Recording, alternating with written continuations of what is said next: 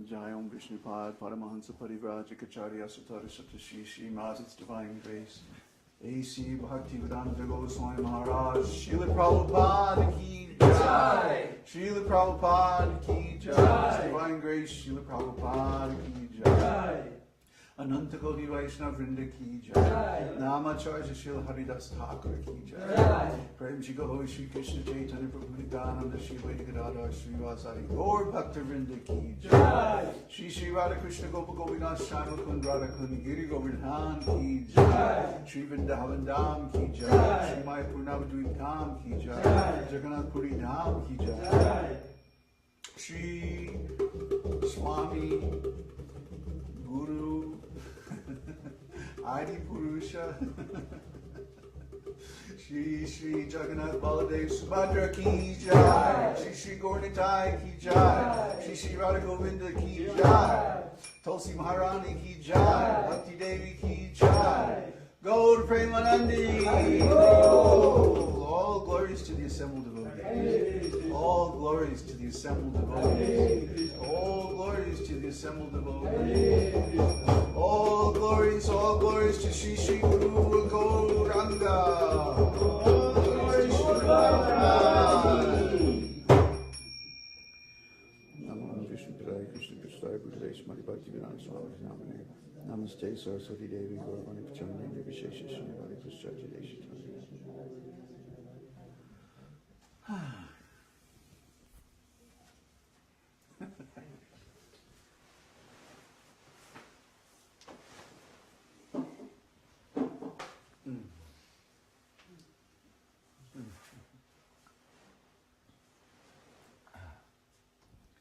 Now I'm going to explain what we just did.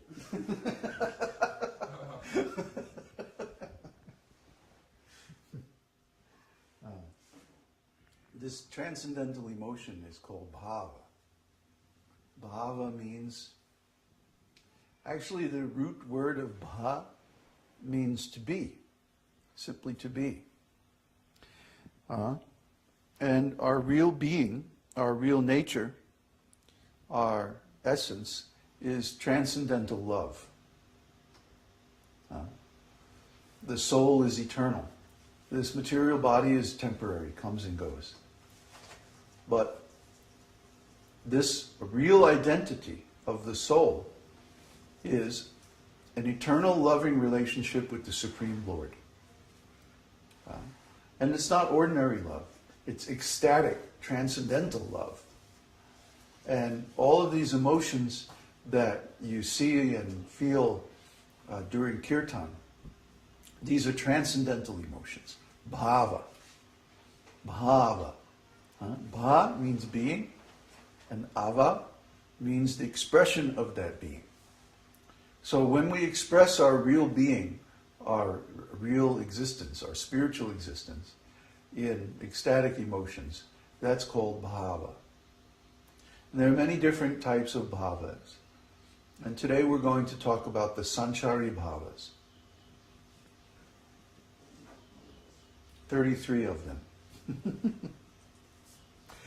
You see, in English, there's no real word for bhava.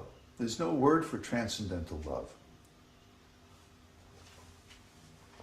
We have to use a lot of big words just to get there, just to begin to describe it. But in Sanskrit, there are hundreds of words that describe bhava. Different flavors, different states, different stages of the development of this divine transcendental love. So when we experience these different feelings, in the beginning, we don't know what to call them.